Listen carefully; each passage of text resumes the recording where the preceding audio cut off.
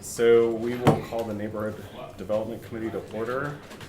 Madam Clerk, will you call the roll? Alderman Moore, Here. Alderwoman Hubbard, Present. I'm sorry, Alderwoman Howard. She's Oh. excused. Okay. Alderwoman Hubbard, Present. No. Yes, I Alderwoman Murphy, I'm not gonna stay. Alderwoman Murphy, They're here. We're gonna argue. Alderwoman This is his Spencer, seat. Alderman Guenther, Here. I can't see. Alderman Oldenburg, Here. Chairman Cone. Present. 6 present, you have a quorum. Did you get all of them all? Yes, I did. So with that, I would like to take up Board Bill 76. I know that there's a meeting that's running along with this one that some of our committee members would need to be on. So if someone would mind making a motion that we hear Board Bill 76 so that we have a vote. So moved. Second. Madam Clerk, will you please call roll? Alderman Moore, Pass right now. it's just to discuss. Okay. Yes. Alderwoman Howard, Alderwoman Hubbard, Aye. Alderwoman Murphy, Aye. Alderwoman Spencer, Alderman Guenther, Aye. Alderman Oldenburg, Aye. Chairman Cone. Aye. 6 aye votes. Great. And you are the sponsor of Board Bill 76, Alderman Guenther. All right, so thank you, Mr. Chairman.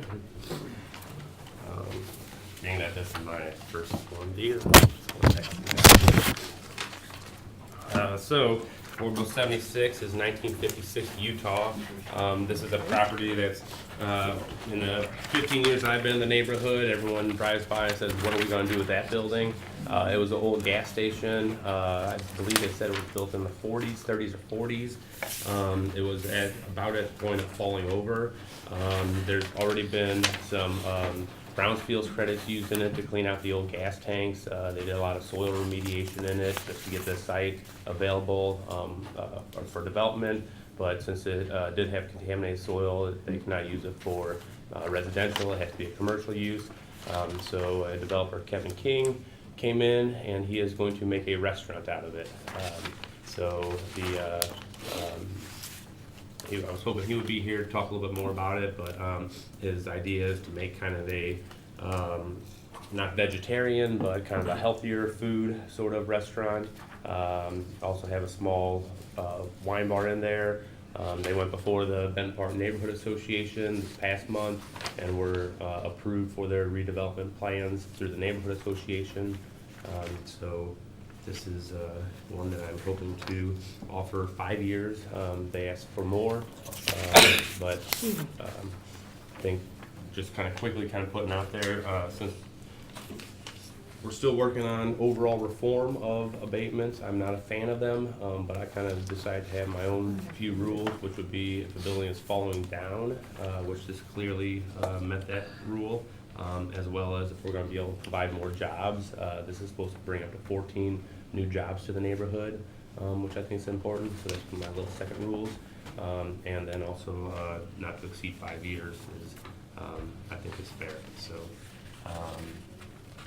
I guess without really knowing how the process goes, do I ask for questions? Do I ask for a motion? No, you don't ask for questions. That's my job. All right. Thank you for your comments on the board bill. Does anyone have any questions? Yes. Are you going to keep this building? Is this going to be remodeled? Yes. So they're currently in the process of remodeling it right now. They had to rebuild 3 the brick walls on it, and then the front garage doors are going to be like large glass doors. So yes, the building is staying as it is, and getting an update. So when is Brownsfield going to act? It's already gone in there. They've already remediated all the soil, so they've been doing that probably over the last maybe 6 years or so. They've been working on that. Okay. The restaurateur that is going to be opening it currently runs the restaurant in the city museum. So he's bringing a part of his crew from the city museum to run the restaurant in this building. In the words of Freeman Bosley, it's in your ward, isn't it? It's in my ward. Right. Alderwoman Hubbard. Thank you, Mr. Chairman. I'm glad you mentioned the automatic courtesy, because that's something I definitely go by. But, I'm just happy to see, Alderman Guenther understanding, you know, that sometimes we need tax abatement, we need incentives to rebuild our neighborhoods, and, looks like it's gonna be a good project, so, I have no other questions. Okay, Alderwoman Murphy. Same here. I would defer to the judgment of the Alderman from the 9th. It's his ward. He would know best. Alderwoman Spencer. Okay, I just saw her too. Alderman Oldenburg.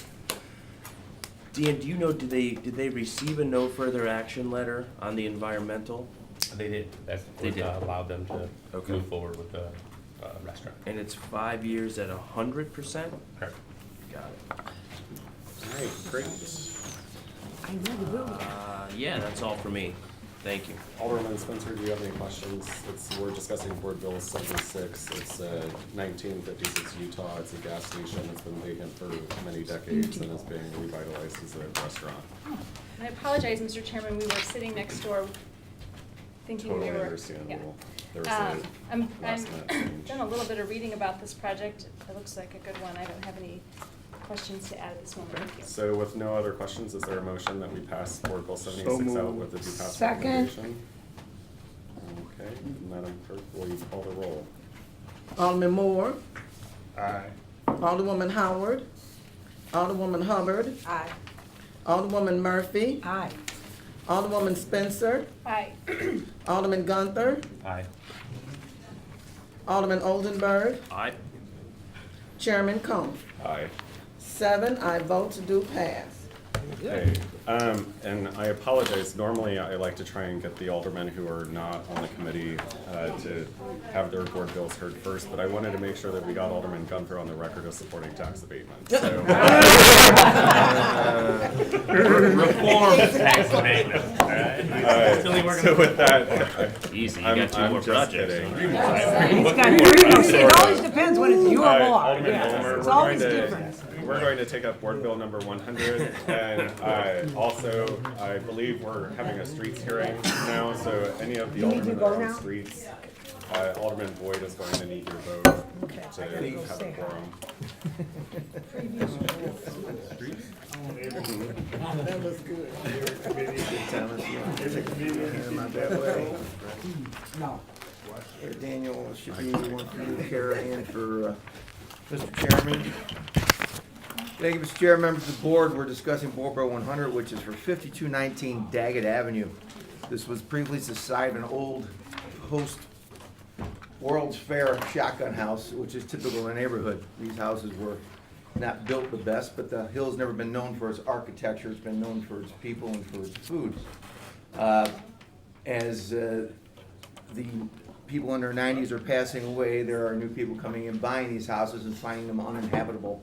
Where I grew up with 9 people in a 4-room house, now you have 4 people in a 19-room house in most parts of the world.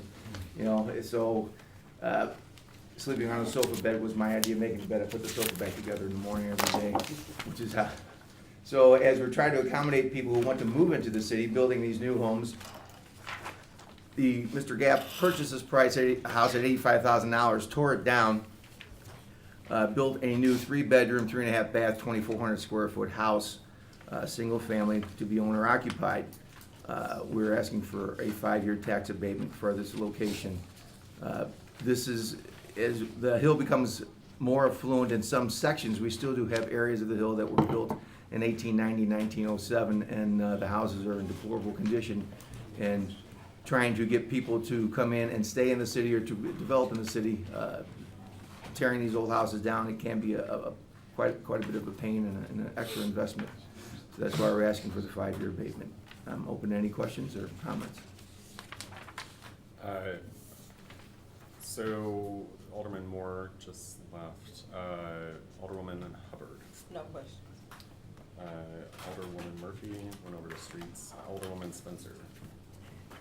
This isn't about this particular project, but what I've noticed is we don't have do we have the the MVNA listed on the projects anymore?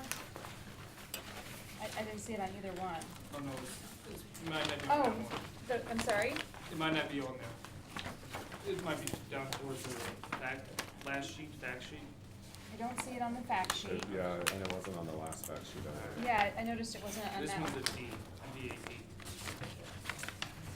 I think just as a, it's something worth noting, I think those, I recognize that the MVNA analysis is sort of old in some ways, right? I guess it was done in 2014? April 14. Yeah, but it is useful information It is. to And I actually have a include. map next door. We were kind of rushed in changing rooms. Alderman Oldenburg has one. Great. But I find those to be useful because, we ought to be trying to make sure that we offer tax abatement where it's necessary and in areas that's not. We put it in the redevelopment plan, so it would be in the board bill, but not in the summary we gave. But Oh, we'll be okay. happy to add, we'll be happy to add that. They used to be, at least We to my did- knowledge, we they did have used to it be. on the- Okay, well, We maybe, can- over the summer, we somehow dropped that out, That- but we'll that- certainly make sure it's in the future. If you don't mind, I would find it helpful, and I think that's really the only question I have. It's not particular about the project, but, thanks, Tom. It's in D. Well, you know the ad. Alderman Guenther? I can find the address on this. Thank you, Alderman, just clarification here. Yeah. So you said that you were asking for 5-year and the back sheet says that you're asking for 10? I requested 10. We've compromised on 5. Things are changing. I haven't been down here almost 15 years. I'm talking, and if you get involved in these deals, you start talking to some of these folks almost a year to 2 years ahead of time on these projects. At the time, 10-year abatement was the norm. There had been no comms, and over the past few months, it's become up to 5 years more than norm. Sometimes no abatement is being requested, which is kind of a knee-jerk reaction to people who have been trying to do this for quite some time. I don't bring hundreds or thousands of these things down here, but when you have a worthwhile project, and a person is looking for an incentive to stay in the city or to invest in the city, I believe the 5-year, and I believe they're actually throwing around now these 5 at 75, 5 at 50. There has to be a compromise somewhere, and the compromise on this was, to go 5 years. He's not as happy as he was when he thought he was getting 10 years, but I believe that you just can't, do this, and it's not that, believe me, the only thing we get out of it is a better investment in the neighborhood. At the end of the 5-year period, when the full tax is collected, instead of having an $85,000 piece of crap shotgun house, you have a $475,000 house that is improving everything around it. I've been doing this for years in this neighborhood, and it has, one of the reasons the hill has stayed stable, because people were allowed to, they wanted to reinvest. If they said, well, I can't live in that house, but if I can buy these 2 or this 1 and tear them down, why would I do that? Well, the tax abatement was a process. And the 5-year, after a few beers and calming him down, he seems to be okay with it. All right, appreciate that. All right. Thank you. Alderman Oldenburg. No questions, good project. Okay, I don't have any questions, but just to kind of clarify some of the conversation, especially for those watching at home. Sure. I think to Alderman Volmer's point, as we look at addressing incentive reform, it's very important that we take into consideration, potential exceptions, to the norm that are out there. And and also we have had a bit of I think the knee-jerk reaction that Alderman Volmer was referring to is, the LCRA did not specifically approve this one, if I'm No, they did not. mistaken. No, they came up with none. So, the LCRA is kind of taking it upon themselves, without guidance from the Board of Aldermen or the city in terms of, what they should and should not be supporting, or at least this is my understanding. And, we will, at the end of this meeting, have a conversation about some of the suggestions that are being made around tax abatement reform.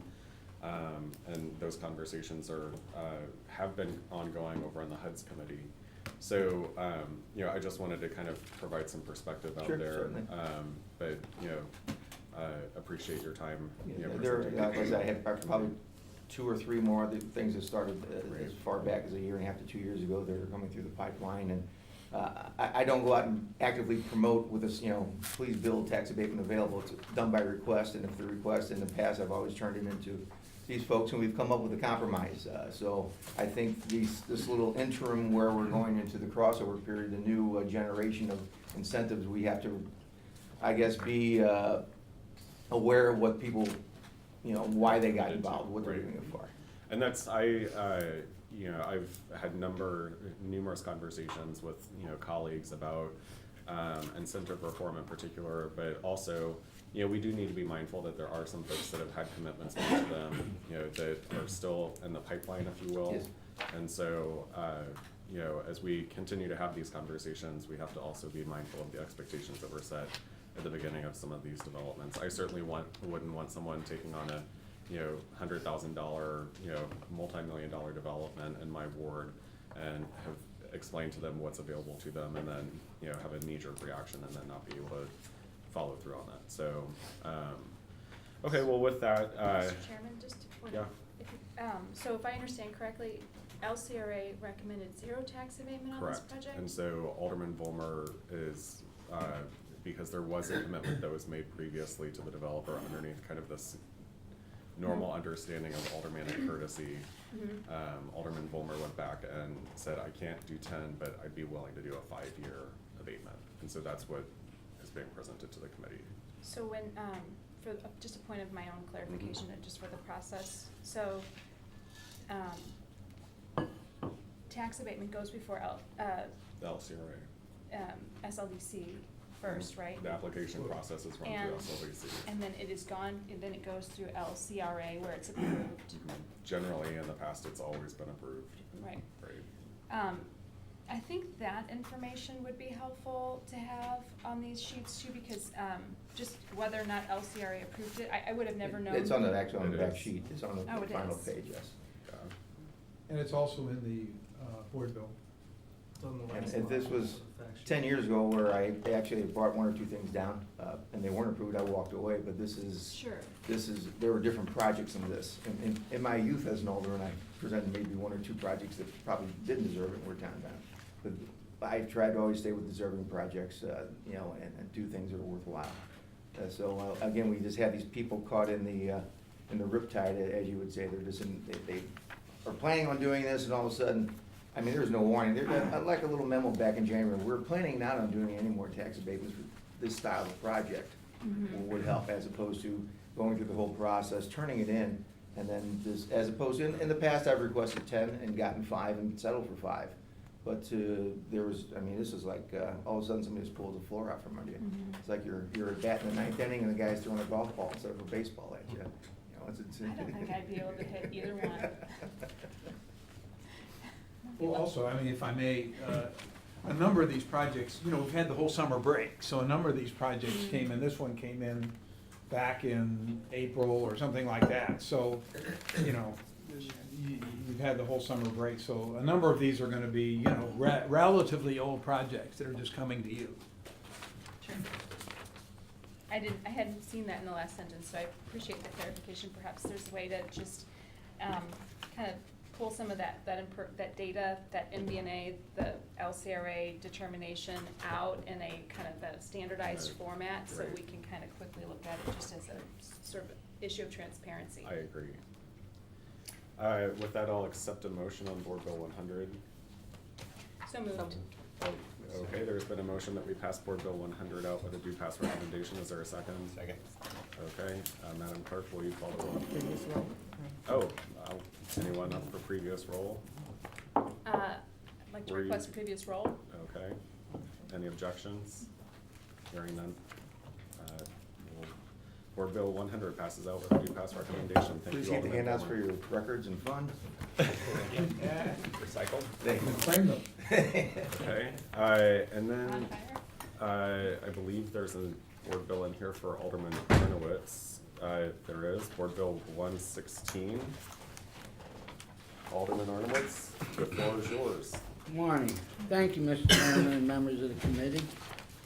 Get these things out. Holy crap.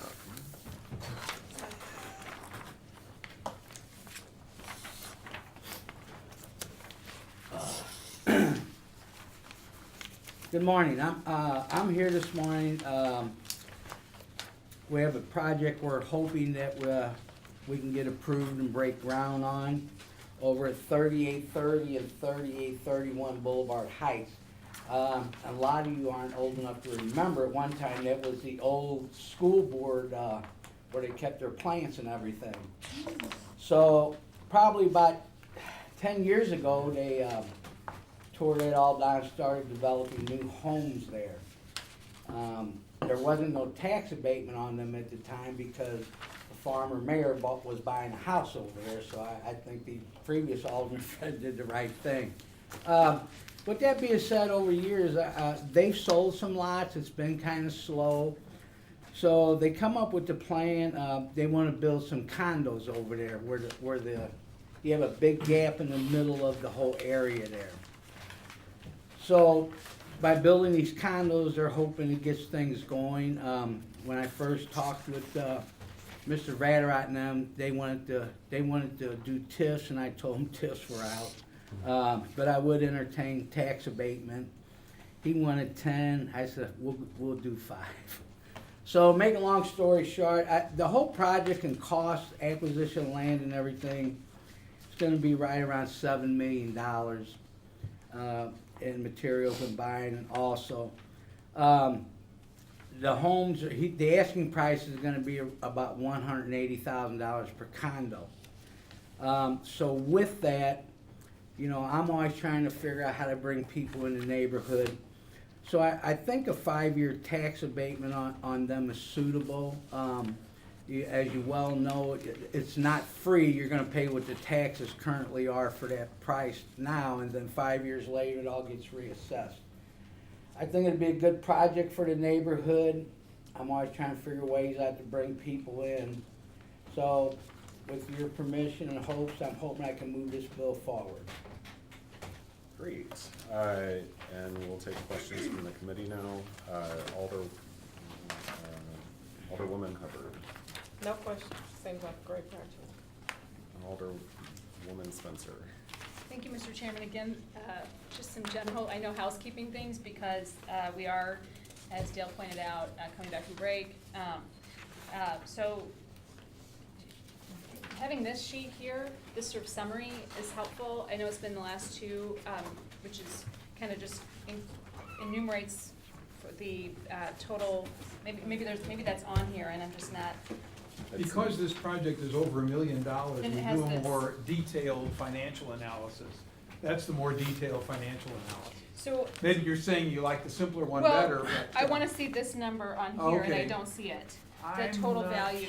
Yeah, I see what you're saying. So that's and the only kind of piece that I think is Okay. missing here, Okay. and maybe where the, you know, what we're Where the missing money's out. going. Yeah. You know, I mean, right now on the Right. simplified sheet, it breaks it out to the different institutions does. that are Exactly, supported. does. yeah. And the more Okay. complicated Yeah. version, while helpful, Mhm. especially on the larger Okay. scale projects, Okay. does We'll not, include both it doesn't next time. include like where the revenue is. Yeah, no problem, You know, no problem. And then, and I know I've said this before, I hate to sound like a broken record, but the project grade, the stars, Jonathan, are so confusing to me, just because, I think what this is 4 1/4 stars. Yeah, that says 4 and 1 divided by 4 is 4 1/4. Yeah. I think perhaps there's a way to put it like an even denominator there, like either 10 or 20, and then just either do, 7 out of 10 stars. or just do 4.25 Yeah, instead or 4 of point, stars. yeah. Because the stars and the fractions make for kind of a confusing brain exercise. It's and like, is it 1 out of 4 stars? Because there's 4 stars and then there's Yeah. a 1/4. Yeah, I know it's silly, but I always look at this and I think, is this 4 stars? Is it a 1/4 of a star? What? Oh yeah, that's I the, look at it as 1 of 4 stars whenever I, like, One of yeah, the, 1 out of 4. Yeah. one of the other ways you can look at it is that score itself, which is on there. The total 34.75. It's out of 40 points, so basically it's, the break points are sort of like, almost like Yeah. with, every 10%, it's like. What would be helpful is to put out, Yeah, I'll fix it. if we streamline this and either put it out of 100 or, show what the denominator is, if it's Right. out of 20 or out of. Or the project stars are grade. out of 20, the score's out of 40. you know, maybe the project grade should be the percentage of the 34.75 out of 40. Yeah, maybe we don't Right. need stars at all, but just a number, a number. 3.5, 3.8, So, something you know, like the that. project grade in this instance, you know, looks like it would be around 85%, you know, right, 34.75 out of 40. So not a bad grade, but. They're you know, saying I'm a little under Tony's So- restaurant is what you're telling me. Well, Make sure you get a good tip. I've had your cooking, you know Tony's. Your wife, however. He gets cut out. Any other questions, Alderwoman, No, and, or observations? Okay. and while I'm thinking of it, if these could be part of the board bills, So they're the exhibits to the board bills. and they are, But they do not get emailed to us. For the board. The bill. exhibits don't. They The got- board bills get emailed to us, and then we usually don't get these until like the day before the Yeah. meeting. and So- to make them publicly available to. Now, what you're suggesting that something like that be attached to the board bill? Yes, The map part is, but the drawing usually isn't, so we could add a The drawing. photos. I mean, they're not always available, but in some projects, this is obviously one. Okay, If okay. it's I'm getting not- quite a list here. if it's not too much to ask, just, I get these questions from constituents You're from time changing to time. 52 years of institution. Right, exactly. My sincerest apologies. That is all. Actually, I have a question about this circle. This is an interesting photo here. That's the They- existing circle? They started the Yeah. development and then it stalled. So this is actually the road that has this big Uh, old bad boy in the On middle of it? on each side of that circle, there is a roadway, and this is all vacant in the middle there. Oh, I see. So this green spot is the center of this circle that would be Yes. part of. And Yes. so then are these homes existing? Well, the homes there are existing, but you can see they're further away. And So- that's why you have this big gap here. Okay. That, I can see where you'd wanna incentivize some build here. That does it for me, Mr. Chairman. Alderman Guenther. No questions. Alderman Oldenburg. Alderman, who'd you say the developer was? Vatterott. Oh, okay. Got it. That's it. No questions. Great. With that, I'll accept a motion that we pass Board Bill 116 out with a due pass recommendation. It's over here. Any seconds? Second. Any requests for previous roll? Rest was previous one. Man, it's early, I know, but you guys are moving a little slow this morning. Any objections to previous roll? Okay, Board Bill 116 passes out with a due pass recommendation. Thank you. Thank you, Thank you. Alderman Arnowitz. Huh. Alderman Arnowitz, the floor is no longer yours. But this seat could be if you like. Pardon me for You're- living, I just fell out of a hearse. You're welcome. Thank you, everyone. Enjoy your day. See you down at Flow on Broadway later Yeah. tonight.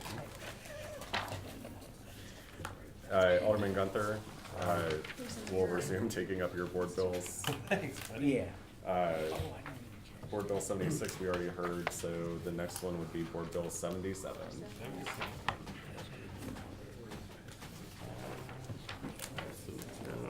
It's true. All right.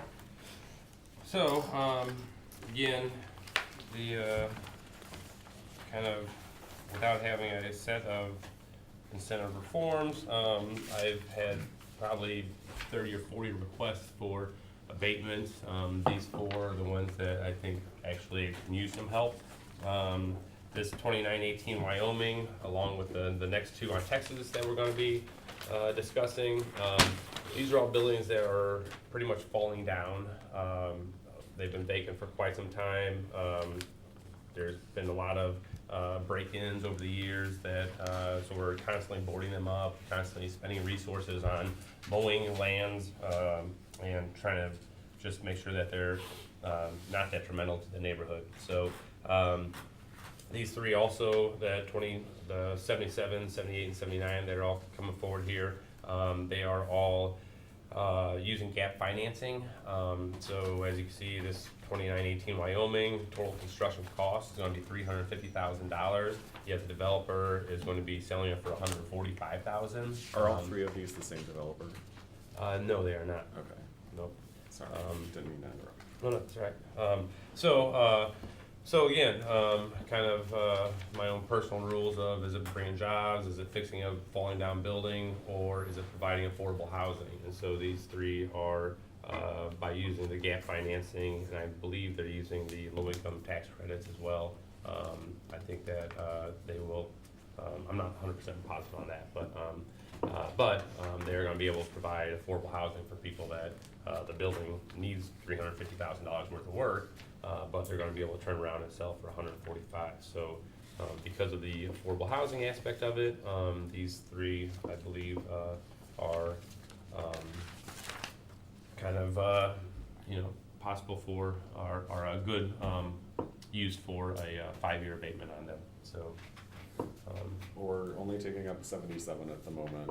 Okay, yeah, so Board Bill 77, yeah. So this block of Wyoming, there's on the corner, there are 2 large apartment buildings. One of them is completely vacant. That's one of the next ones that I hope to get worked on. And the 2922 on Pennsylvania, Wyoming is also a large vacant commercial building. So I'm hoping that this development at 2918 will help start filling in that block and leading to some other projects along that block there. So, so with that, I would like to ask for the support of Board Bill 77. And with that, we'll take questions from the committee. Alderwoman Hubbard, No questions. Alderwoman Spencer. So the developer here, Chris Sharon, Chairman, this is the same developer that's doing the Chippewa Park projects. So is this a new CDA project on top of Chippewa Park 1, Chippewa Park 2, and this is a new one? I can't answer that. Yes. I believe it is, but, yeah. Chippewa Park 1 and 2 are scattered sites. Sure, and this is But- just a single And site? this is a single site outside of that development plan. Is this the same developer as the other 2 on Texas? No. Okay. And so was this already approved by CDA? I didn't see the CDA list.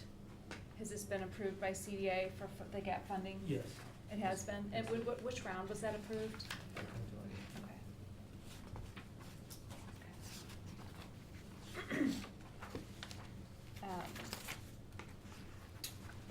And is this currently owned by Chris Sherman? I don't know How where. do you know how this property was acquired? CDA slash LRA owns it, or owned it, Is Oh, this did an own SP this? property? probably, yes. It was either NSP money or block grant money. It was, Yeah. okay, so then, That's why there's no acquisition cost on it. gotcha, okay. And but it already has been approved? Correct. Okay, all right, thanks, that's all the questions I have. So, and it being LRA owned, there are currently no taxes being paid on it? Mhm. Correct. So the value of the abatement becomes greater then? Or does it go back to the value before LRA owned it? Well, the assessor will establish an assessed value based on the other building, so it will not go back to 0. Okay. It'll go back whatever the assessor thinks the property is worth. So they'll still be paying a tax They on the will. property, but it'll be based off of the pre-improvement? Correct. Okay. Correct. All right, so, but not the LRA? Right. All right, Right. just to make sure. Okay. Alderman Oldenburg. No questions. Great. With that, I will accept a motion on Board Bill 77 that we pass it out with a due pass recommendation. So moved. Seconds? Anyone? Second? Second, Anyone for previous roll? I request previous roll. Okay. Any objections to previous roll? Hearing none, Board Bill 77 passes out with a due pass recommendation. You guys really need to wake up this morning. Now, we have some folks in the room that, is anyone here to speak on any of the board bills? No? Okay. All right, just to make sure. I know we're halfway through them. I just didn't wanna. I will take Pass this on. opportunity though to introduce Matt Bauer, who has joined our staff yesterday. So you Oh, may be fantastic. seeing his face, but Thank you. Congratulations. Matt Bauer. Well, we'll do more formal introductions Oh, okay. after we get through the board bills. So we will go ahead and take up board bill number 78, Alderman Guenther. Okay, just very much like the previous one, 2821 Texas is a building that is falling down. The picture that is provided kind of does it better justice than it really is right now. I believe that more of this cornice is fallen, or maybe I just can't notice it right now on this picture. But yeah, Texas, the 2800 block of Texas has a considerable amount of vacant properties on it. I have been meeting with a few people that are looking at this 2821 as a sign of some growth in that block. We have a lot of kids that are running around on the 2800 block, and it seems like a couple of these buildings are targets of some misdeeds. So I think that getting some development in here, getting some new residents through these properties would be great. Just like the last one, they're using the gap financing, so $253,000 for construction costs, and they're hoping to sell it for $180,000. So again, be able to provide some affordable housing in the neighborhood. So, yep, that's about what I have on 2821 Texas. I will entertain questions from the committee. Alderwoman Hubbard, No questions. Alderwoman Spencer, No questions, Mr. Chairman. Alderman Goldenberg. No questions. Okay. And with that, I'll entertain a motion that we pass Board Bill 78 with the do pass recommendation. So moved. You guys, Tom, would you like a second? Second. any previous roll? I would like to request previous roll. All right. Holy moly.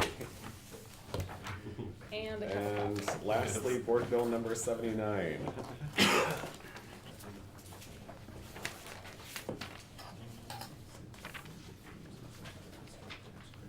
Alderman Oldenburg. Sir. Sorry. You can continue your conversation. I meant Alderman Guenther. All right. I need to wake up this morning, Yeah. apparently. Board Bill 79, 3021 Texas. Again, if you look at the picture, this is a property that is in some rough shape right now. This block of Texas are pretty much the 28 through 3,000 blocks of Texas are some of the areas that have been a little bit slower to get attention and redevelopment versus some of the other surrounding blocks. So I think that this property for a number of years, some neighbors have been asking that it be torn down, and I'm happy that there's actually a developer that came to the table that is currently in the process of rehabbing it. Once again, CDA gap financing is being provided, $253,000 construction costs, and they're going to be asking $169,000 for the house when it's for sale. This is the same developer as the previous Board Bill 78 that we passed, and so this is one of the developers that I'm hoping that will be able to take blocks at a time and really kind of put some work into stabilizing some of the blocks in my neighborhood that can really use some help. I do believe on both of these, I did not mention, but they are both on this our category G for this MVA map. So category G would be down towards the bottom. So these are areas, again, this developer, they came, asked for 10 years abatement. I don't feel that 10 years is worthwhile, so I thought 5 years would be good for being able to get the property kind of incentivized so that when the work is done, that that they will be able to provide that incentive, move forward and hopefully sell it. And, so I would like to ask your favorable consideration for 3021 Texas Board Bill 79. Okay, that will entertain questions. Alderwoman Hubbard, No question. Alderwoman Spencer. What is this, thank you, Mr. Chairman, what is this hairy stuff on the front of this building? I believe that's a English ivy. Oh, looks like it's Yeah. very bad for Sure it's brick. English? I think it's English. English ivy. Oh, it's kind of, Yes. soft and fluffy. No more questions, that's all I have. Alderman Oldenburg. I do have a question, and maybe it's not for you, Alderman, but maybe you guys can help. The CDA funds, what portion of the capital stack are those, and is that a forgivable grant? I'm just a little confused. The sort of lizard banker brain in me says the project costs are $253,000 and they're gonna be marketed for $169. Is that based on, because there's gonna be forgivable loans with CDA? Yes. Okay, and what percentage of the capital stack is that? Oh, I don't know what percent it is, but I mean, it's a significant. It is? Yeah. Okay. Yeah. I guess I just wasn't familiar with that, the CDA gap funds. And those are. that's Oh, just- yeah, you'll see them in a number of Okay. projects that are creating affordable housing. Got it. So, and many of those, at least that I've worked with, have, they've been properties that have been acquired by the city through the NSP program. Got it. So there were federal funds that were made available for gap assistance, for some of these properties. And then otherwise CDA does gap financing, particularly in areas that are rated G on the map. Got it. And there's an application, I assume, on file at CDA that I can check it out? Correct. Okay. No more questions, thank you. Alderwoman Spencer is jumping out of her skin, so yes, ma'am. I finally woke up. Oh, man. Mr. Chairman, if I may, to Alderman Oldenburg's point, when we have projects that have already been approved for CDA funding, it would be really helpful to have that amount listed here because it is a finite, very specific amount that was awarded in CDA, or at least requested. So we can kind of look at where that fits in, add that to the mix. The CD. We may have several pages in the summary by the time we're finished. That would be great. Alright. I think there's only four additional pieces of data, but it may be helpful since we do have several new aldermen on the board to have some, incentive 101, if you will, kind of describing how the CDA funds work and. Sure, I'm happy to do that. I Maybe won't be even doing maybe it, just but- maybe just an information packet or something from Okay. else. I think it might be SLDC. worthwhile. Dale, I think you and I had this conversation when I first took over chairmanship of the committee, but having a neighborhood development committee where we actually do a presentation that walks through, the various, incentives and then the processes for each one of those as well. Okay. And maybe not just yourself, but we can invite Alana Green Mhm. as well to discuss some I know that's typically the purview of HUDs that would do that, but specifically as it pertains to tax abatements. And the CDA money and the how to CDA apply money for it and all that right. kind of stuff. It might be helpful to even combine the committees, I don't know, just to get it done at once. Yeah, I can talk to Alderman Lordy about that. Well, that's true, although because, CDA actually comes before the HUD's committee at certain times, so they probably know a lot more about the process than this Yeah. committee would. Great. And if I may, that information would be helpful to the general public, I think, as well. So I think if we did have a hearing like that, it might be worthwhile to do a survey, a little bit of outreach to the general public who may be interested in what's a set of Well, to be clear, because I don't want to overstep my bounds, the HUD's committee actually has done, several meetings in the last few years that have been both public and down here at City Hall pertaining to like the CDA. And CDA does an annual meeting as well that discusses their programs out in the community. They're required to as part of the federal funding to have an annual meeting that Yeah. discusses their programs. Okay. Oh. So. And our Which hearings we're are- all invited to and are welcome to attend at any point in time. But, I would be willing to have, Alana Green come to our committee to discuss, because we do have tax abatement bills that come before us that have some sort of CDA funding Right. attached to them, so I think that would be perfectly within the purview of our committee, and a very good suggestion, Alderwoman Spencer. Did we pass out Board Bill? No, we did not. Yeah, so can we wrap that up, unless Alderman Oldenburg has any questions? No further Okay, is there a motion that we pass Board Bill 79 out with a due pass recommendation? So moved. Second. Previous roll.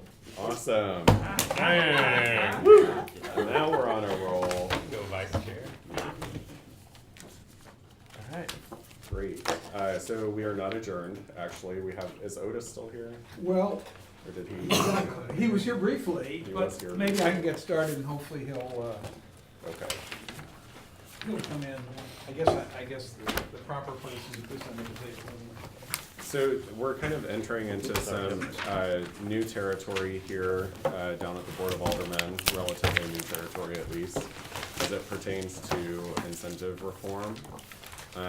The HUD's committee has actually been doing a large portion of this work for the last 2 years underneath the chairmanship of Alderman Rohde.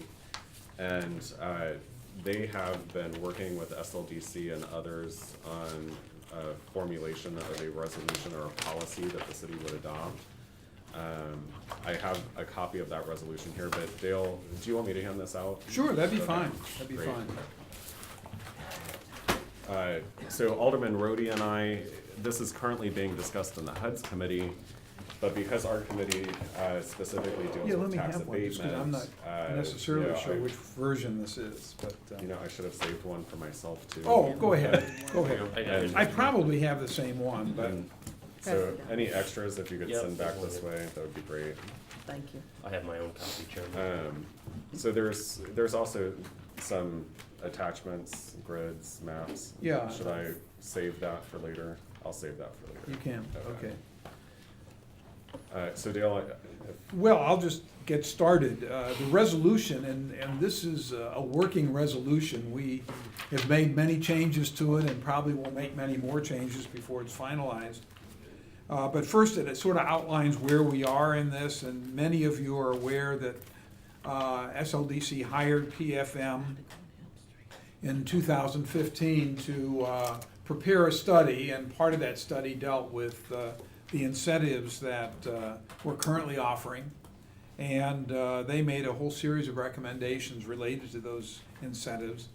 The study was completed in May of 2016. And as part of all that process, SLDC also hired a financial analyst, and many of you have met John Ferry, who's sitting off to my right. And so he is on board and looking much more carefully at the numbers on both tax abatement and TIF projects, though this committee is primarily involved in tax abatement projects. So then we began the whole process of looking at how we could change or improve the incentive process that we use, that LCRA recommends to this committee. And so there are a series of items here, and a number of them relate to both tax increment financing and tax abatement. Some relate only to one or the other. The first item, and we actually discussed this earlier this morning, is when projects exceed $1 million in development cost, we make sure that John Ferry does a more detailed analysis of that project. And also we're looking at, which we look at all projects, but we're looking at the architecture and urban design implications of the project as well. And though this whole process isn't fully together yet, it's in the process of coming together. And again, we welcome any suggestions you may have in that process. One thing that what was handed out, at the very bottom it says the mayor's executive ordinance. That obviously should be order, if you want to pencil that in.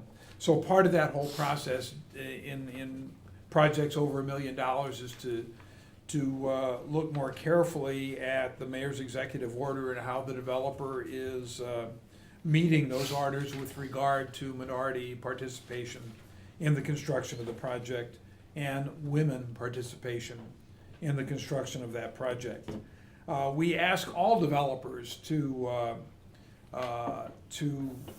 do their best efforts in working with the mayor's executive orders, but we do monitor those that are over $1 million to see exactly how that's coming together. We also, and there was some discussion about this, we actually encourage larger projects to have a CID or TDD. And the reason for this is that if the developer essentially self-imposes a tax on the project, he then should be able to reduce the amount of tax abatement or tax increment financing that he's requesting from the city. So that's an element that it's not appropriate for every project, but for some, where a CID or a TDD might make sense. Obviously, it's not an all residential project, but a project that's actually creating something in the way of earnings tax or sales tax rather. It might make sense to include those. Other items on the list that also aren't just tax increment financing projects, but ones that might relate to this committee is the ongoing data that we're asking developers to do through an annual survey. And we've begun, again, these are projects that are over $1 million, begun asking developers to submit each year how many jobs are being created, how many units, if it's residential, are being occupied. So we begin to develop a database, which we really don't have at this point, so we can begin seeing how these projects are affecting the overall economy of the city. And we are also, as you're seeing, and will be seeing more, I guess we haven't had any of these bills before you yet, but we will in 2 weeks. We're asking this committee to meet again. We'll have some, Zach is busy working, I think, some 25, 30 projects before you. And you'll see a number of them include this pass through the taxing districts. So we might have a 5-year tax abatement, but we're asking 20% of that, 10% of that, whatever it might be passed through to the taxing districts. So when a project is completed, the taxing districts, including the city, will see a benefit, although it may be slight, a benefit from the very beginning of the fact that that project has taken place. So you're going to begin seeing more and more bills that will have a number of years of tax abatement, but there will be a pilot, a payment in lieu of taxes associated with that, which will go to all the taxing districts. And it might be a 20%, it might be a 10%, depending on the project, what our recommendation might be. But that pass-through will go directly to the various taxing districts. The other items in this resolution relate primarily to tax increment financing projects. And I don't know, how much you necessarily want to get into them, but one item that is well, and it isn't necessarily, but it probably would be tax increment financing, is a community benefit agreement. And we're just at the infancy on that, and I know the board is looking at bills related to community benefit agreements.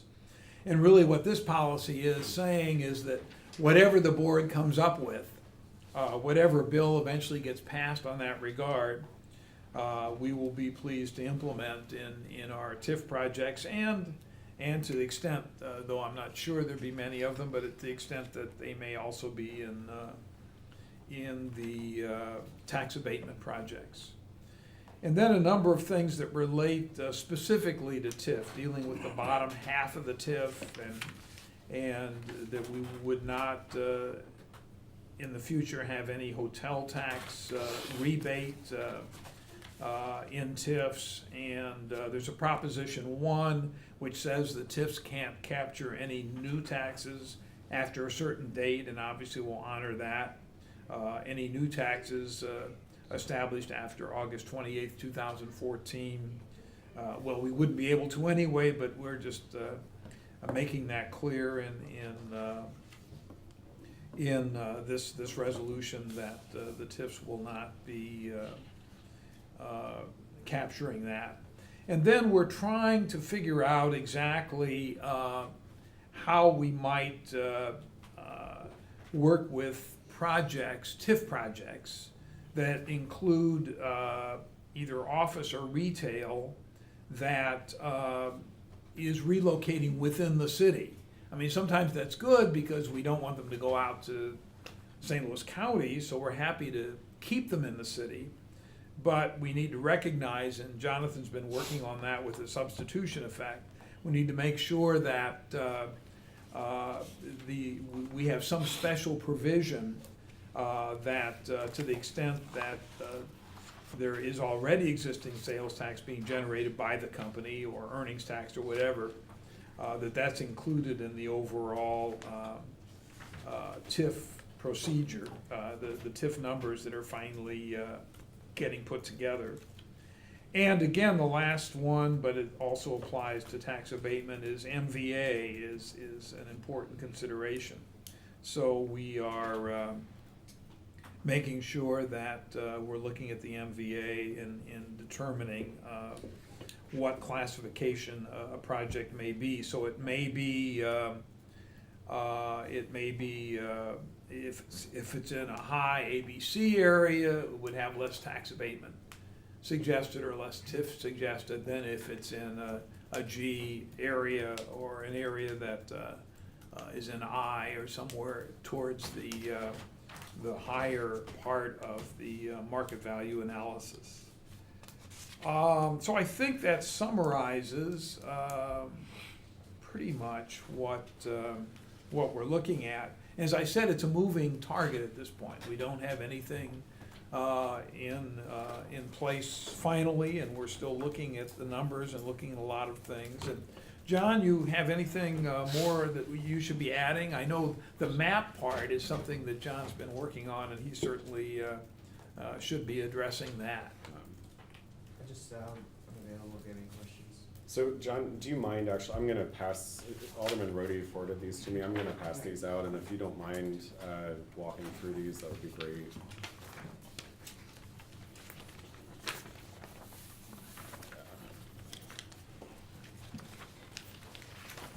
I should probably start by saying that this map and adjoining table that go along with it are very preliminary. Do you mind just introducing yourself? Oh, yeah.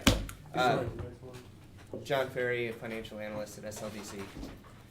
Okay, so what I've got here is extraordinarily preliminary. I just go about sort of explaining how it came about. As you guys are probably aware, with the analysis that we do, it is based on a model that I've created that ultimately tries to calculate the economic opportunity value of a given piece of land on its sort of on a per acre basis.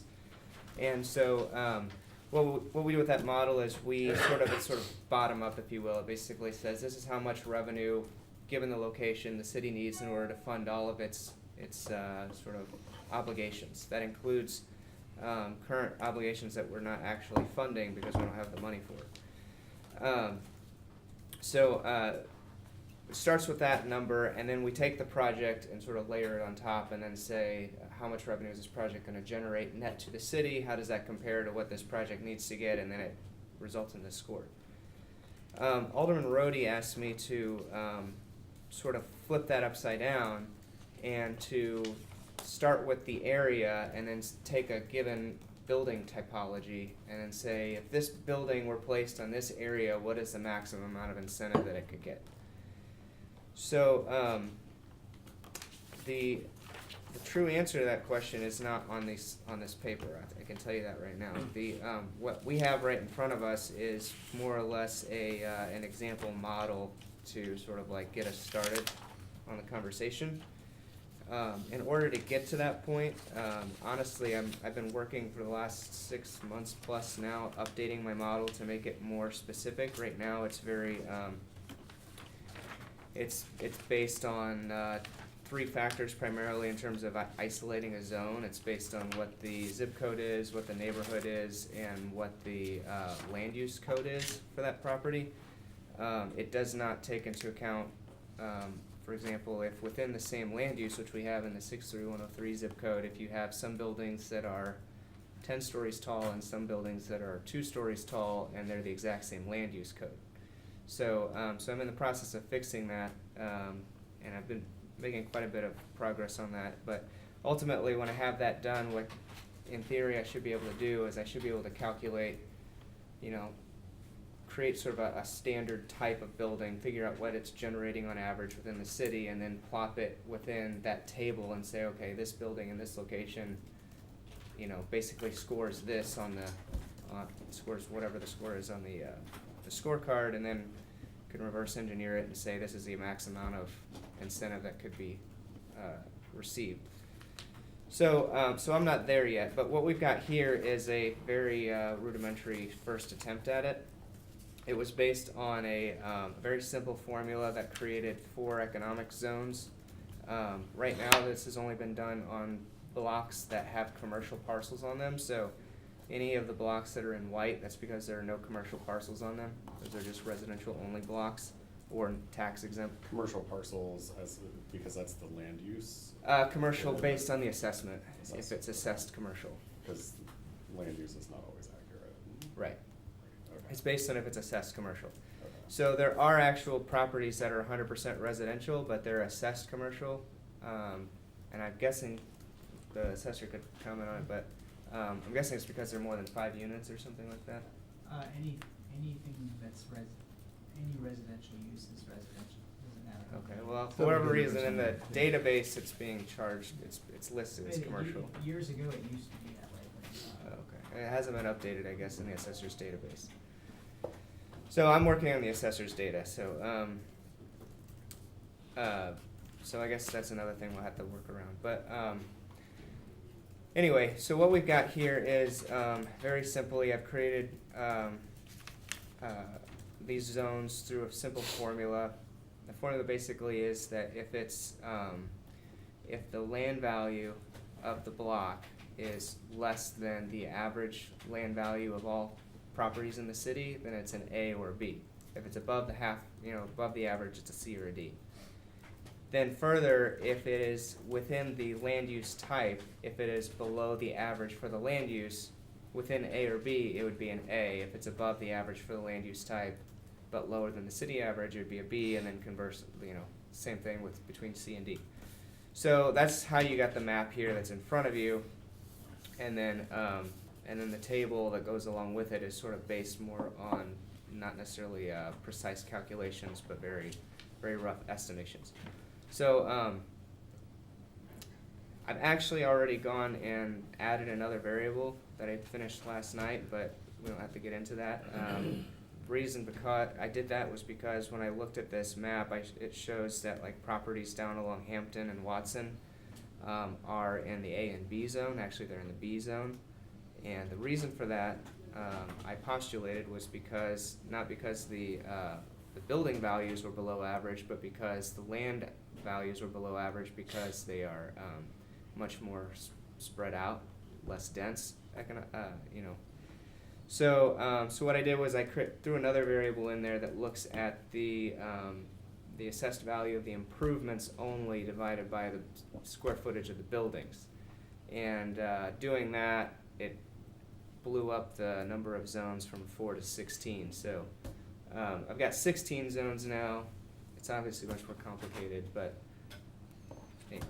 This is, like it I was said, simple starting before, point. but now it's becoming complicated. Well, we're good at that.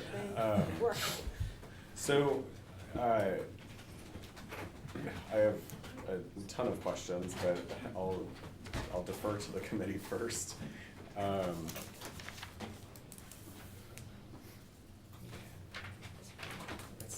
Alderwoman Hubbard. I know all of this stuff isn't like in its final form yet, but, I would just ask that we, you know, have it detailed but simplified so we can understand it, because right now in my head it's just like all over the place. Right.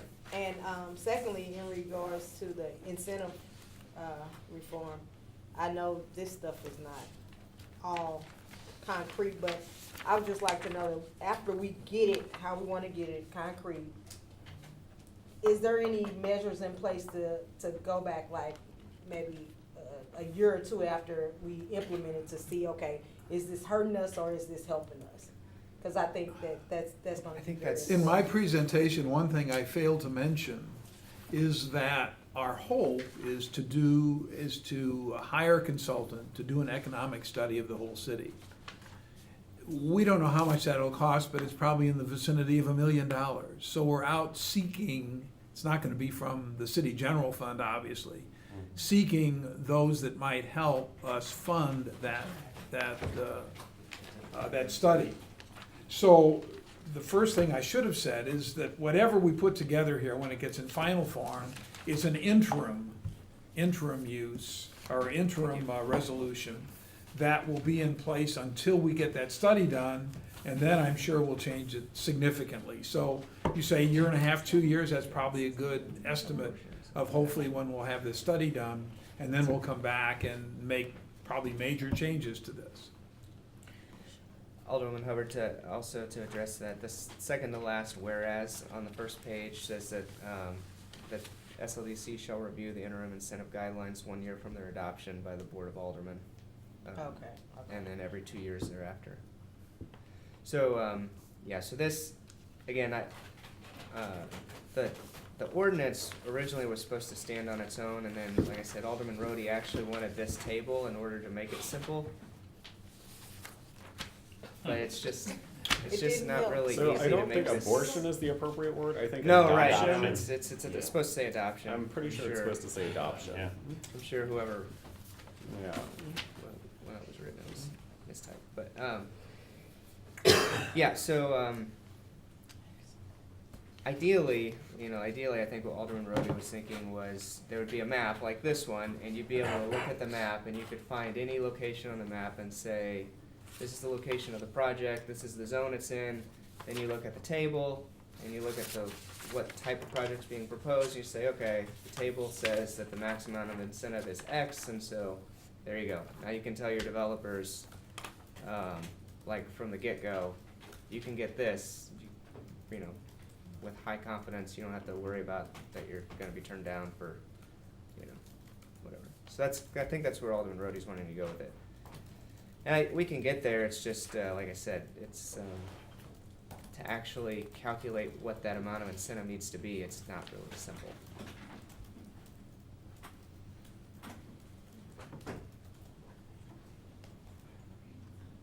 Other questions, Alderwoman? Oh, no, I'm fine. Okay. Alderwoman Spencer. Thank you, Mr. Chairman. The PFM study, I have a couple questions about that. Can you describe who PFM is? I know that they're that Public public Financial finance Management. management company. Yeah. Uh, Well, it's a national firm that does economic studies for cities throughout the country. Can, do we have that study, Mr. Chairman? I don't have it available for the committee. I'm sure we can get a copy. Yeah, Online, I believe. yeah, it's online. It is online. Yeah, But, yeah.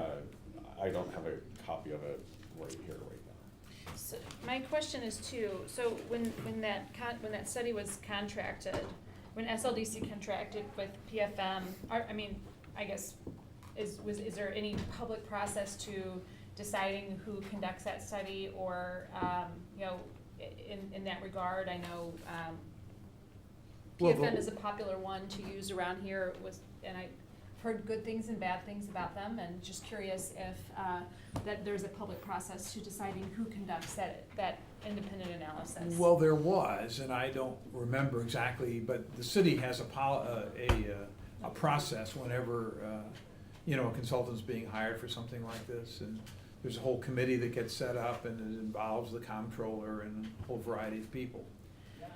And that process was used in order to select PFM. Gotcha. So I assume that that same process would be used to,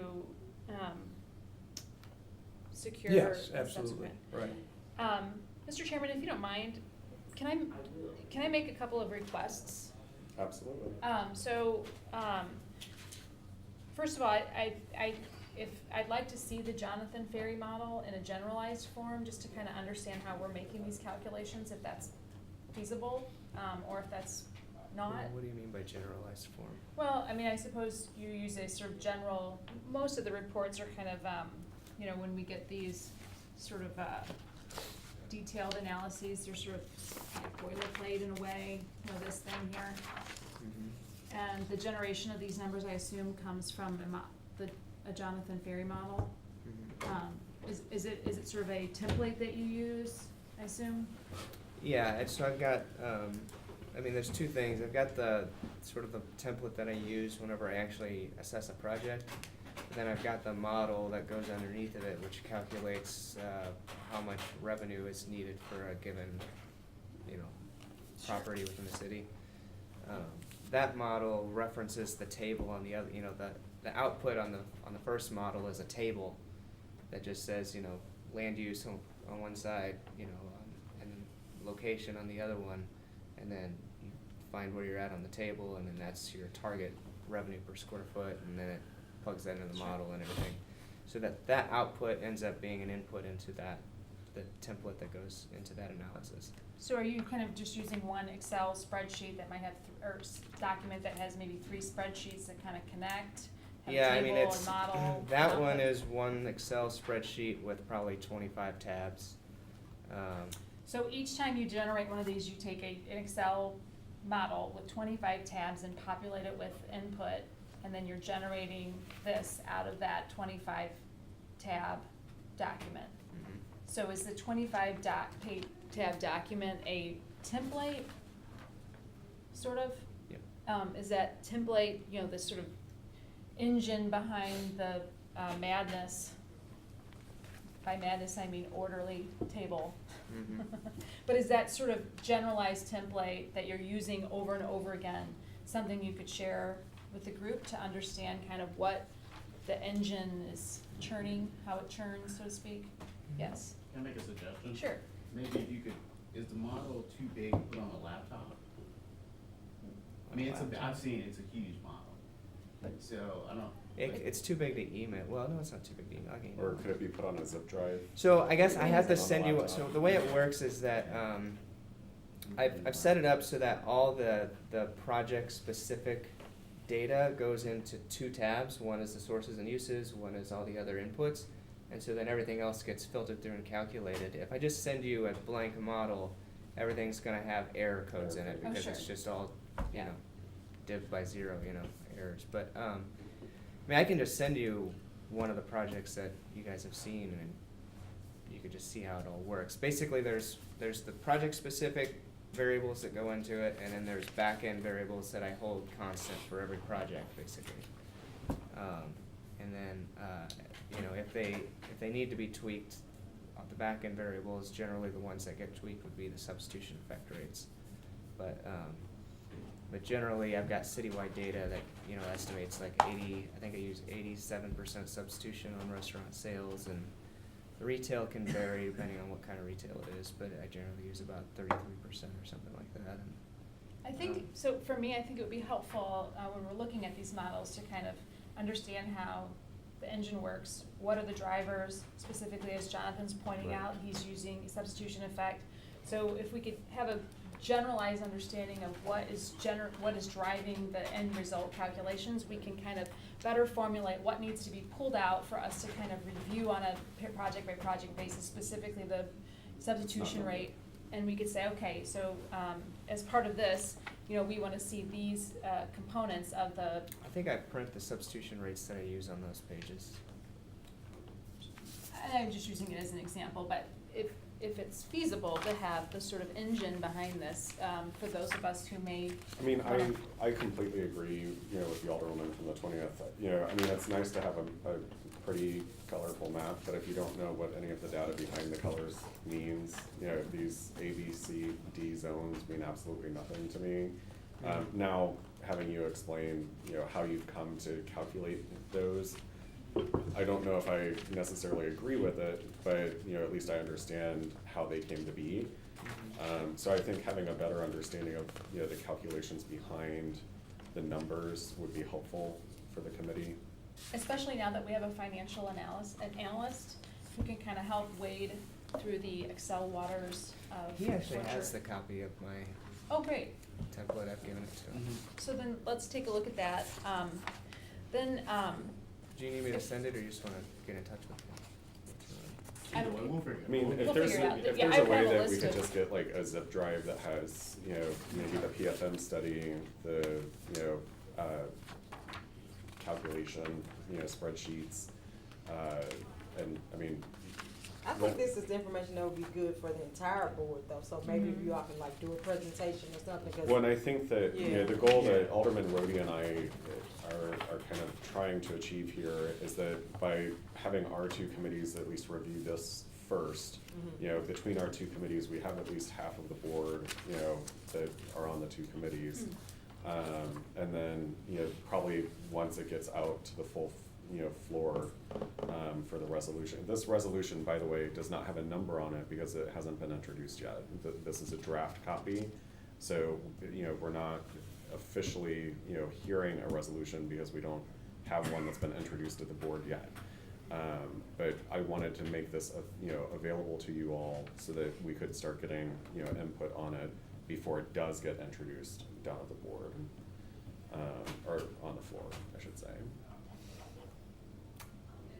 Okay. So there will be, the intent is to, continue the education, but this is part of the process, between our two committees, making sure that the resolution before it's introduced, addresses any of our concerns. Additional requests I have. A map of existing chapter 99s in the city. We have quite a few of them. I know that, you can kind of get tax abatement without going through the normal process with existing chapter 9 areas, and it would be helpful to have an understanding of where those exist in the city. Especially as we go through incentive reform. A lot of these projects get a lot of scrutiny when they come through us, but when they don't go through us, they get no scrutiny, right? So at least no public scrutiny. So understanding where those are would be helpful. Then, Sorry, I thought, I think maybe a map that particularly shows larger areas. I mean, when we do an address-specific one, site-specific ones. yeah, that no, may not be what no, you're looking that's at, but absolutely when not. we've done, Sure. More than several one parcel. acres or a bunch of parcels, that Sure, might sure, be sure. helpful. Yeah, I think that's exactly right. So when they're not parcel specific, when they're maybe a broader range, and then they allow for any existing chapter 99 that allows for future application of tax incentives without. Right. Yeah. And then I have a request that's somewhat detailed for a report maybe, or at least enumeration that might be helpful to Alderwoman Hubbard's point earlier, kind of looking at maybe historically over the last couple of years. I think it'd be really, really helpful. Something that doesn't get a lot of play is that a lot of projects are turned down. And I think having an understanding of maybe looking at the last 2 to 3 years worth of applications that came before SLDC, and looking at specific, kind of a report of all the applications, the developer, whether or not it was an existing Chapter 99, the amount of tax abatement initially requested, the years awarded, CDA funds that are included, other incentives that we're aware of, prior ownership, was it LCRA, LRA, private ownership, single family. And the Alderwoman has this Yeah, written I down, have this listed, so Alderwoman, projected sales price. if you Well, could and that forward way. That's not to what I was me. requesting. Well, So- but I mean, I was speaking to the point of Right, like looking right, historically right. and saying, hey, I understand. what are we doing? And I just took it a little bit further here because I think, while the PFM study is going to be certainly helpful. Which I emailed out the link just now to the members of the committee, so you have it in your inboxes. But looking at maybe what we're actually doing, and I think, especially recognizing that a lot of these projects don't don't get to fruition, we are turning some down, looking at what that looks like, and then kind of having an understanding of where in the city we have been concentrating these single site tax abatements, and just looking at that graphically and kind of having an understanding of what it is that we have been doing, I think will help drive some of the I hear conversation. your request, but I would say that we are barely holding ourselves above water, Okay. just doing what we're doing. So to honor your request, I could see someone spending several months on gathering all that information. So I don't, Okay. though I think it's very valuable and we perhaps can do that. I can't make any promises that we can churn out such a report in any kind of a short period of time. Well, I just assumed. Yeah, well, here we go, Well, yeah. I We'll have have to Matt say, start on that tomorrow morning. Maybe this is sort of disappointing because Welcome to the next 6 months of your work life.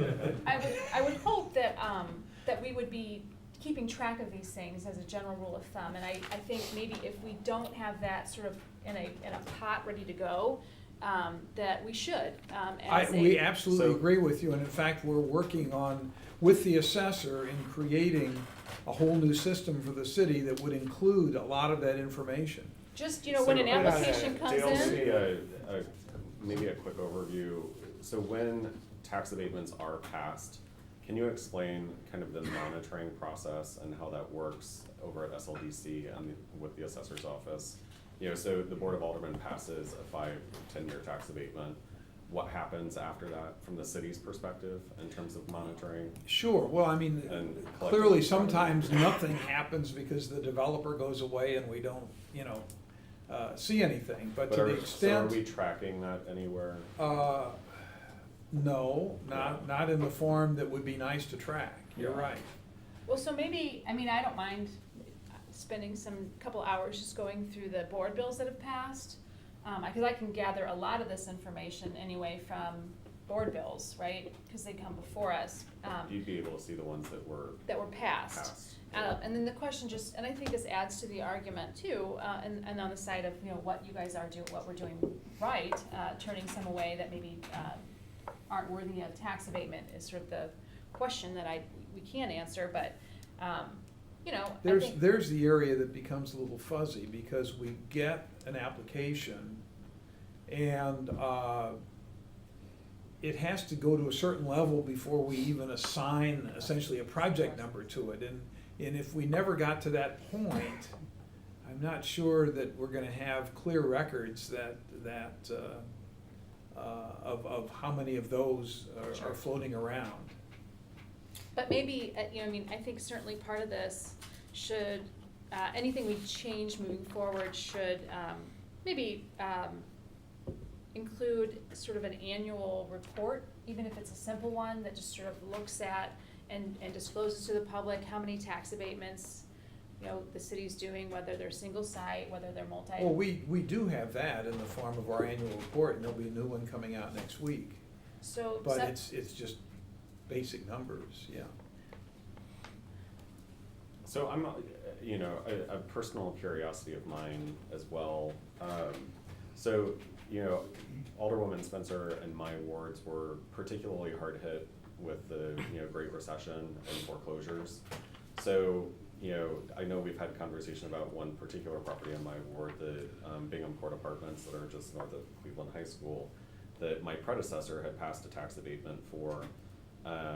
But so in an instance where we pass a tax abatement and, they make $1 million of improvements in their, building, and then, I know it's an anomaly, although it's becoming more and more frequent, these recessions that come about. And, in particular, you have, areas of the city, Southeast City and North City that got really hard hit with foreclosures. The tax abatements that were, very few as they may be, that were happening in Southeast City and North City. Since the valuation of the assessed value of those properties went in the tubes anyway, does the assessment even go into effect at that point, I guess would be my question. Does the tax abatement? Or go into- the abatement, since, you know, their assessed value is essentially Well, there's less only a than value the- to abatement if the property value goes up from Goes the up, base. So but- if the property value doesn't go up from the base, then you're So how basically is that, abating nothing. how are things like that being tracked? I mean, clearly, you know, someone bought a property, they put in $1 million to rehab a property, and then all of a sudden, you know, the economy tanked, and now there's no value to their property, you know, I don't think we track it, I think the assessor's office tracks that currently. We do track market value while the abatements are processed. Problem is, we don't necessarily do it very well, but we try. This is David Donald, in case you don't know him from the assessor's office. We do, when a project's done, the staff does put the value in the current value, but most abatements are frozen. So that's what we tax on, but we do carry another parcel number where we do track the improvements and the value as time goes on. So the when it comes up- administration of the abatements is done strictly through the assessor's office then?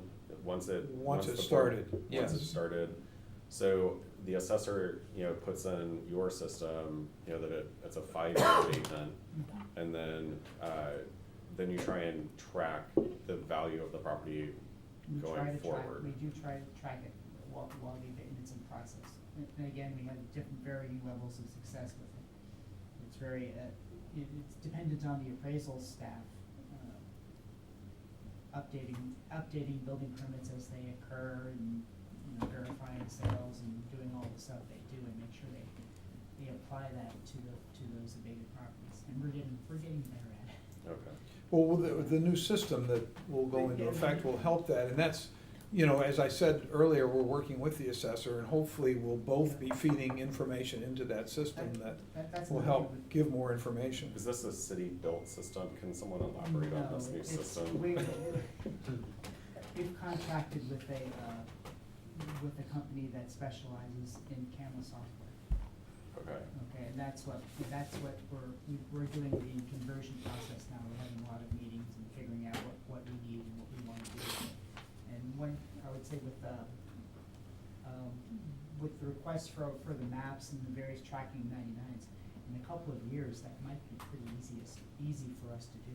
But right now, it would be quite an effort.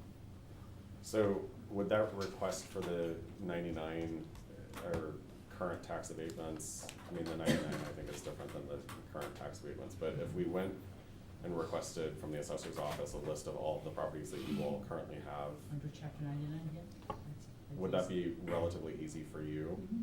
Okay, so maybe that's the route that we go. Yeah, I mean, Okay. and I didn't mean to overburden the staff or anything like that. I think we usually pass about 20 tax abatements a year, 30 single site. I mean, Oh. 30 Feels more. like more. A year, you're Yeah, saying? yeah, Maybe 30. 100 a year. Yeah. Oh, good lord. Yeah. But I think part of this really should pass be, about tra- 20 you know, a month, keep, it seems. we've got to start tracking them, in a way that is very, very easy. Couldn't agree more. You know, that you just have it, I just assumed we would have this information, you could dump it to me this afternoon and say, you know, last year we did 100, this is what they look like, this is, you know.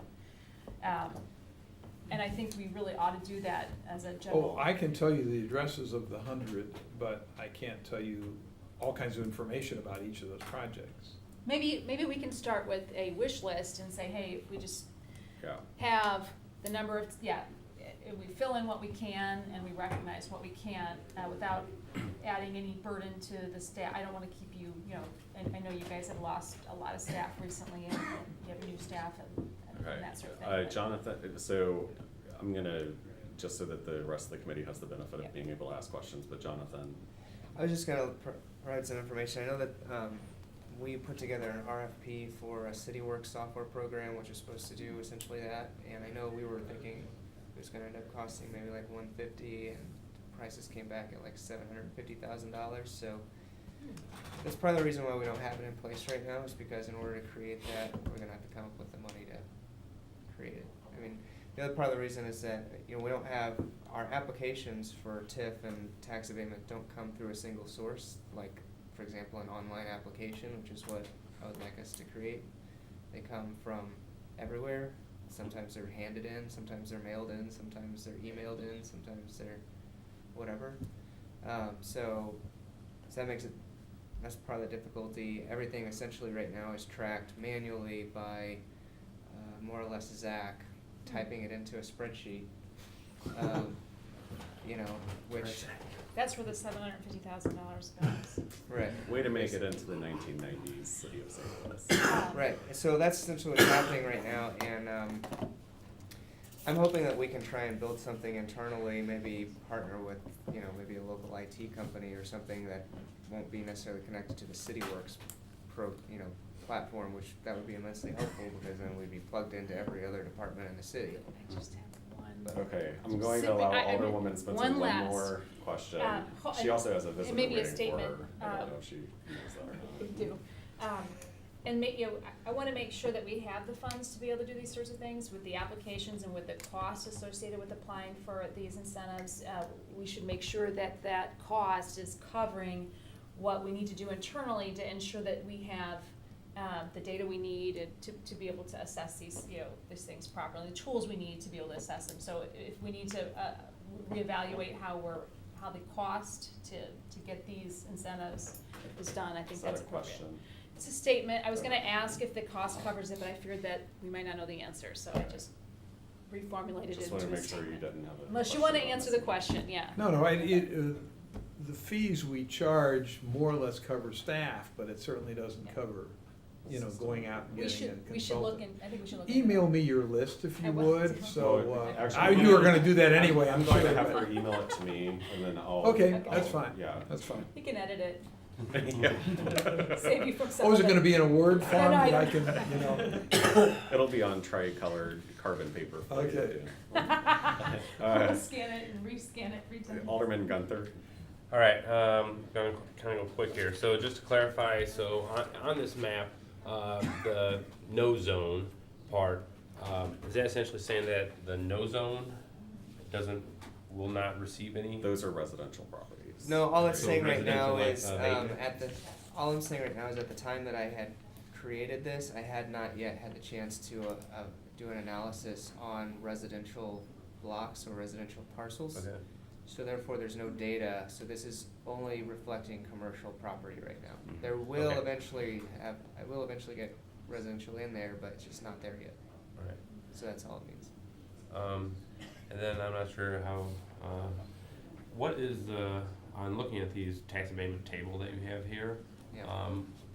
is it just history that says 25 years is our starting point, or why are we So starting at again, 20, right 25 now, years? right now, and I'll be completely honest with you. Right now, this stuff came more or less from.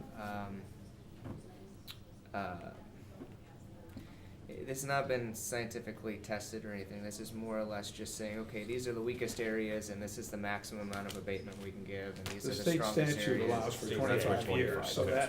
that's Yeah. sort of the maximum Right, edge. so essentially that's the maximum edge. So basically, that's all I did. I just said, these are the weakest areas, highest amount. It has not been fine tuned at all. Okay. Right. Yeah, And it certainly doesn't mean that we have to give 25 years. No, it's Right. just an up to. It says in the notes that this Yeah. just represents an up to amount. Right. When, as you know, we hardly ever give 25 years. I mean, Right. today. 40 years ago, it was a common thing. I mean, if we had a lot of Certainly projects in, really struggling areas, I think we would just say, I don't know. We need a lot of those But, projects. I don't know, we don't just say So- anything here is Right. But like, automatically. for instance, if there's a developer that's going to, develop Carr Elementary School, I mean, they're probably going to require, Exactly. a The lot maximum of the everything. maximum of everything, right? Or Cleveland High School as another example. There you go. You know. okay, yeah, I just wanted to make sure that that's not like our starting off area. They were like, okay, well, look, you get 25 years. So, yeah. No. Okay, perfect. Okay, and then I know you said that this PFM report was online. That's on the city's page, is it not SLC Well, he page? just sent you a It's in link your to it, inbox. so it's All right, even perfect. easier for you. Perfect. All right. Man, you gotta make It's it only easy. 200 pages long. That it is, yeah. Okay. Yeah. All right. If Well, by the board meeting Well, on executive Friday, you summary can give me a is summary. really- Okay. Honestly, the executive summary does tell you 90% of what you did. Yeah. That's good to know. Okay. Okay. Summary is like 10 pages long. Yeah. Are you finished, Alderman Guenther? do you have more Yeah, questions? I think that's fine. I would just like more of this bottom corner to snow abatement to spread out a little bit more, so, but that's it. We'll make That's sure we get statement. part of that in the 9th ward. Okay. Alderman. Not to be self-serving at all, though. Perfect. I just had a couple of questions and maybe one comment or clarification. I think the comptroller is in the process also of tracking tax abatement, is she not? Is that office also, I think, in terms of trying to I know they're tracking be in Yeah, compliance TIF, with yes. gas I fee don't- requirements? I, Are they also oh, tracking? in that the- respect, Yeah, yes. so and I think the PFM study, to Alderwoman Spencer's point, I think the PFM study said we should track this so we can have a foreseeable runway No question. financially for the city. So I think the comptroller also is aware of that and starting to track our TIF and our tax abatements and to give the financial picture in the out years. But it also would be relevant to have it housed somewhere where we can talk about development and where we want to direct development in the out years. And I think that's all part of the economic development plan that's gonna get sewn up with this as well. So, real quick question, on the 16 areas that it looks like this table has, right, that you said you came out with, is the hope to then have 16 different zones, or are you gonna try to refine it, down to something more simplified? Or do you think we'll end up with 16 zones? Which would I be don't- okay if we did, because I think it's, we're trying to get to the right spot here. I think Okay. we may have end up with 16 zones, okay. I mean, if you think about it right now, what I've got currently is I have a table. I actually have two sets of tables. So right now, what I do is, you know your land use, that's, common on both tables. But then you've got your neighborhood, you've got your zip code. And the reason So- why it's, Can I interrupt? Not all of us are looking at this 16. yeah, right, tables. I don't know, if I've only got, Can I, I'm gonna Oh. take a copy and make a copy for folks, if that's okay? I'll do it. Okay. Front and back. yeah, it's front and back. You got So keep Gerard, front and back? Thank Yeah, I you, got it. Gerard. Okay. So right now, what I've got is a table, and it has, I think there's, I don't know, 8, 9, however many land use designations there are, and then there are 79 neighborhoods. So in reality, I've got 79 times 8 different zones. that- Correct. Right? So, I see. 16 could be low from where it ends up actually being. Okay, got it. And how are we defining density when you say statements now like it's- higher abatements are awarded to projects with greater density? Right now, it's simplified to just talk about vertical density, so I take the total building square feet divided by the footprint. Got it. So, if it's above, basically, and this is block average, so if all buildings on the block average greater than basically 9.5 stories, it's high density. So this is physical density. It's physical as opposed to density. population. It's physical density of Because the it structure. costs more to build up. Somebody said that. Yeah. Thank you for So clarifying. yeah, so high is over 9.5, medium is I think between roughly 5 and 9.5. Low is between 2 and, actually I think it's between 4 and 9 I guess is medium. Sure. Between 2 and 4 is low, and then under 2 is very low. Okay. And then the only other thing I would comment that I think this comment can work in conjunction with HUD's on, is point 10 in the memorandum here in the resolution, about the flow-through, Yes. Dale, that you were talking to. I Right. think there's an interesting opportunity there to dovetail in, community benefits agreements as well, that if a percentage is going to the taxing districts and flow through, there's a possibility or an opportunity rather, I think, that we can discuss that a community benefits agreement fund could share in some of that flow through, as well. And that could be a mechanism, I think, to achieving what we're discussing around community benefits agreements for those major or those catalytic projects, for more to be shared there. So that's just an idea that popped in me as I was rereading that particular section. That's all I have, Chairman. So I haven't had the benefit of looking at this yet, Jonathan, but. Yeah, I just finished it last night at 10:30, so Oh, that's okay, why. well, wonderful. I'm glad I'm not out of the loop there. So, what, like, I've never been a huge fan of averages. You know, I mean, you can have, you know, 3 over here and 9 over here. It doesn't mean that, you know, 6 is the average. You know, like, you know, it just kind of drags me nuts. 6 is the average, obviously, but it's not a true indication of what's on your plate, you know. So I guess that being said, you know, when these zones, which I realize are going to change, but why haven't we not incorporated the MVA into these at some level? Well, first of all, this is commercial only, and MVA is only a residential. Right. Rating. So would the intent to be incorporating the MVA into that? You know, my concern becomes, you know, when you look at this map, you know, just on the commercial level, you know, it's everywhere. You know, I mean, even in areas like southwest or southwest city, which are very stable, you know, markets for the most part, or even in the central corridor. You know, I mean, there's, you know, areas of pink in the central corridor, which obviously, you know, when you're talking about trying to drive incentive into other parts of the city, you know, I'd much rather see incentive happening on the North Riverfront or, you know, the southeast portion of the city versus incentivizing the central corridor.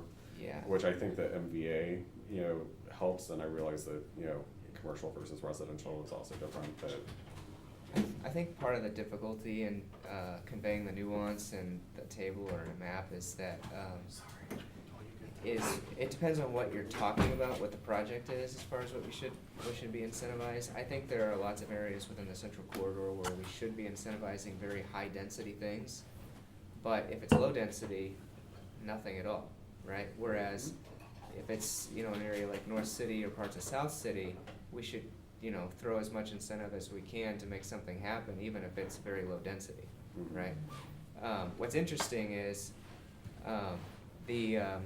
that's not a land use map, but if you've seen the land use map, the light blue is the specially mixed use, and it's pretty much only in the central corridor. That light blue generates 50.7% of all property tax in the city. And if we're going to hit financial viability as a city, the only way we're gonna do it is by taking those blocks and getting high rises on them, basically. I mean, ultimately, we're not gonna get to viability by building low density stuff everywhere else. That's just going to help stabilize neighborhoods, which we have to do for other reasons. But for financial reasons, we get to viability by the high dollar stuff ultimately. And you and I will have to agree to disagree at a certain level. I understand where you're coming from completely with that, but I also represent an area in particular that has probably a 20% vacancy rate, and it's still one of the highest densely populated parts of the entire city. Sure. You know, I couldn't even imagine what my neighborhood would look like if it was, you know, 80%, you know, even the 20% has 80% more occupancy, you know, so, you know, taking it's incredible, like the level of density that's in, you know, Dutchtown, Gravois Park, Mount Pleasant neighborhoods, especially considering the vacancy rates that we have in those communities. So I think that but that's also, I mean, even though the structures are less than 2 stories, you know, you have multi-unit, you know, structures in those areas, so there's a high level of, you know, family units or density as it were in those areas. So how does that get into it? I mean, I know. I would say get to other levels of viability, we have to fix those areas too. I'd say if you're just strictly talking paying our bills, the easiest way to probably get there is to have your high density stuff. And high density doesn't have to be in the central corridor. It could be in other parts of the city, it's just most likely going to be in the central corridor. Well, but one of you was talking about density of population and the other density of buildings. I'm talking about density of buildings. See, so there's a different kind of density we're talking about. Oh, they're related. They are related, they're no related, question. But also, I mean, part of the reason we do have such a high and dense population on the south side is because we have very small multifamily unit structures that are very close to one another. Right. Yeah, I mean, it was kind of the middle income part of the city when it was built. It's ideal land use type. Yeah. Well, it relates to what Alderman Vollmer was talking about, where he had a family of 8 in a 3-room house or something, as compared, which you may have more of that sort of thing in your ward, as compared with Central West End, where you might have a 4,000 square foot condo with one person living there, you know? So, and I guess that becomes a question and sometimes a concern for me as well. So what are your thoughts on something like that, where you have, you know, property in the Hill, which most of those are, you know, post-World War II, you know, workforce housing situations. You know, there are a lot of, you know, wood frame homes, not, you know, the kind of all brick that you see, you know, pre-World War II. So the maintenance on them becomes much more challenging, and they're not as well maintained, and, you know, frankly, structurally, they're not going to survive a lot more unless they are. So, I mean, part of me is, you know, preservationist. We want to, you know, preserve, you know, some of the antiquity about that, but at the same time, you know, someone coming in and buying I mean, those things are, in some cases, they had a shotgun that was built, and then the aunt came over from Italy and they built an addition onto the back of the house, and then the grandparents came over from Italy and they built it, you know, another addition to the back of the house. So you've got like 3 homes on one plot of land right there, which creates that density, you know, even though it's a single story structure. But now we have, you know, kind of folks coming in and buying up 2 or 3 of those parcels, and then, you know, demolishing what many would consider an obsolete structure, and building a new single family home. So how does that factor in to this equation in terms of, you know, density or project type? So again, going back to the idea of the model, is it was based on trying to estimate what the sort of the economic opportunity is for a piece of land, and then trying to set up the incentives in such a way where only properties that meet that economic threshold would be worthy of incentives, right? So for the area that you're talking about, that's part of the reason why I said central corridor, is because the model suggests that that is the area where you should put the high-rise buildings. So what my model would do with your question is it would actually say, as long as it's like, it could be a 2-family flat or whatever in that area, and the model could say, this could get incentives because it's substantial enough for the economic strength of the area or whatever, right? So, but what it would say is that 2-family flat, it's not gonna get anything if you try to put it downtown or the Central West End or whatever. It's just not gonna get any incentive. So that's kind of the idea.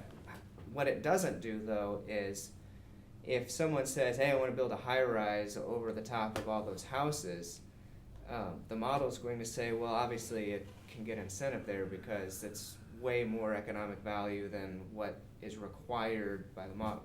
So that's, you know, but the model is not necessarily designed to catch that problem. It's more designed to catch the opposite problem. But the model is designed purely to make the most amount of money, like to incentivize where It's we're sort making of a the most smart amount of growth money. model. It's based on smart growth principles, basically. So it's, you know, again, it's. So is it taking into consideration, you know, transit availability in areas then as well? So if it's on like Grand, for example? Yeah, so indirectly it does, because those things are ultimately reflected in the property values. You would think. Well, yeah, they're supposed to be reflected in I the mean, property take a values. look at Jefferson and Grand. Yeah.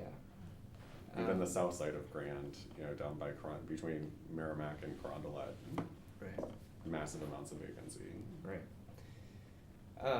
Yeah, so ultimately, it's the model is reflected on what people are willing to pay for the property today. So even if it's like by a park, if it's, you know, if the area around that park is completely dilapidated, then the model's gonna show that it's a low value area. Well, and how often are the numbers being updated in the model? I update them whenever the assessor reassesses property, so it's every 2 years. Every 2 years. Okay.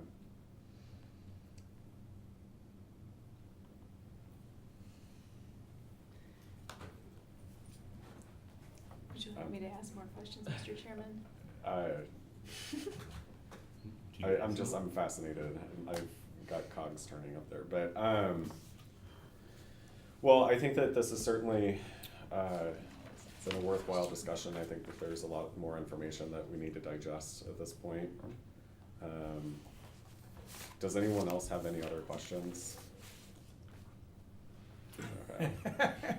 All right, well, we're running on 2 hours here, so that's understandable, but I would request that if any members of the committee have comments specific to the resolution and recommendations that you have in terms of language or nuance or any additional information that you would like to see added to the resolution or changed, please forward that to me. Also, if there is any information that you, or data that you would like to request of the assessor's office, SLDC, or others, forward that to me as well, and we will have a follow-up conversation to this, I would imagine, in the near future. Yes, sir.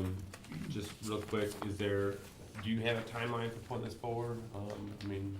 Obviously, I don't know, I think wanna that's- move. No, I don't, yeah, quickly, but I don't know that there's a definite, I think the language on the ordinance could probably be pushed forward. If you detach the table, you could go forward with it. Now, the table, you could put this table on there, but I would just say this is conceptual only. Great. Yeah. Well, and like any board bill or resolution, this is Are you Alderman. the sponsor? I'm not that's where I was going. It's Alderman Rody's resolution, so it's up to his discretion in terms of when he would introduce it. Hopefully, it's not a year from now. I think it's I think soon. soon. I It think is we're gonna very- talk about it tomorrow. Alderman actually. Rody has indicated that he has intentions of introducing this hopefully in the next 2 weeks. So I would imagine that we'll continue. The resolution, which would be then, I'm sure once he introduces it, he'll refer it over to HUD's for further public comment and review. And as they're going through their process, we can continue going through ours. It is the year of the resolution. So, with that being discussed, What'd you say? Controversial resolution. I don't have a future date. Dale, did we have another? we do, 2 weeks from today. Is it the 14th? Well, I think it's the 17th, is 2 weeks from 17th? today. Okay, so if you all could please mark your calendars. And I'll be getting a letter out to everybody in the next day or two, because there are going to be like 25 bills on that, Yeah. assuming they all get introduced in the next 2 weeks. So, October 17th at 9 a.m. Yes. we will be having our next meeting. So mark your calendars, please. And with that, I'll entertain a motion for adjournment. So moved. Great. No objections, let's roll. Alright. Public safety is meeting Public safety's up next. now. Here we go. Oh,